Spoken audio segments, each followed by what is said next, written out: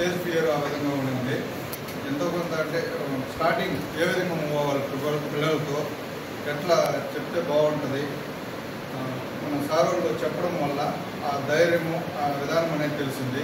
మనకు ఏ విధంగా చెప్పాలా, ఎట్లా ఏ టాపిక్ని ముందుగా చెప్పాలా, వాళ్ళు ఏ విధంగా మనతో ఇంటరాక్ట్ అవ్వాలా, వాళ్ళ మైండ్ ఎక్కడెక్కడో ఆలోచిస్తూ ఉంటారు సార్. అంటే మనం చెప్పినప్పుడు కూడా వాళ్ళు వినరు. అలాంటప్పుడు మనం ఏం చేయాలి, మనం ఏ విధంగా చెప్తే వాళ్ళు మనతో ఇంటరాక్ట్ అవుతారు, మనం చెప్పేది బాగా వింటారు. అలాంటి విషయాలు సార్ చెప్పడం వల్ల మేము ఈ విధంగా చేసుకోవాలని నేను తెలుసుకున్నాను సార్.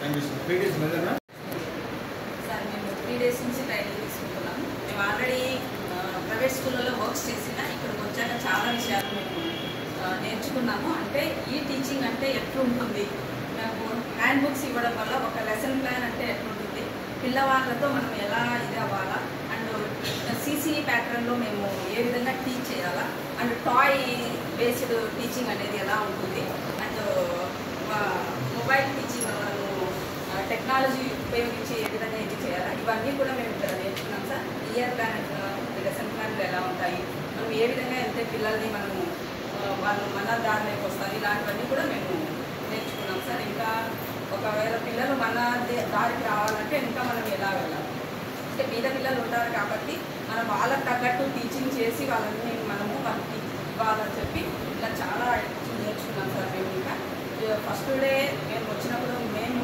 ఎలా టీచింగ్కి ఎంటర్ అవుతున్నాం, మేమే ఏ విధంగా మారితే మేము ఈ టీచింగ్కి సరిపోతాము అనేది చాలా విషయాలు మా ఇక్కడ వచ్చిన సార్స్ నుంచి నేర్చుకున్నాం సార్. ఇంకా ఈ 8 daysలో ఇంకా చాలా నేర్చుకొని వెళ్తామని మా ఒపీనియన్.